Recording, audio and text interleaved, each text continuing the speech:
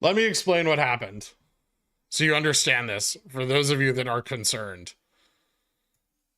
The window of expectations began here, right? This is where our anomaly window begins.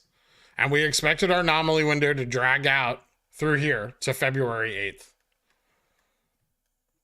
This is why Feb 18th were the first calls with sufficient liquidity to make sense. Okay? Now, what has happened?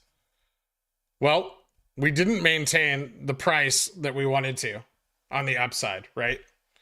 We are now trading, $120 below the price we were trading at previously. Now, what effect does that have?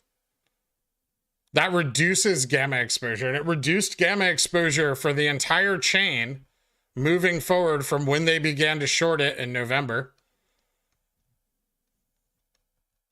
And it was the whole fucking basket got shorted, right? So it's reducing gamma exposure not only on GameStop, but reducing gamma exposure on those ETF leaps that also fuel our price action.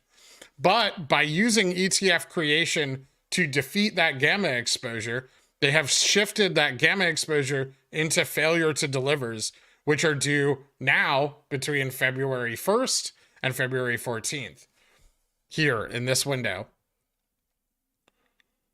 So what does that do? This cycle remains the same. FTDs will continue to compound throughout from today, through the end of February, or through the beginning of February. But now there's additional exposure from Feb 1st through Feb 14th.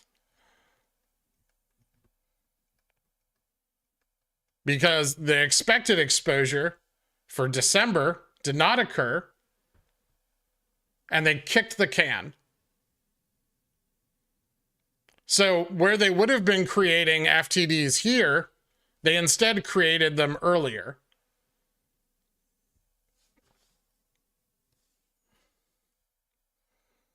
So the FTDs that would have occurred due to the gamma exposure on December 22nd instead occurred in the 2 weeks before.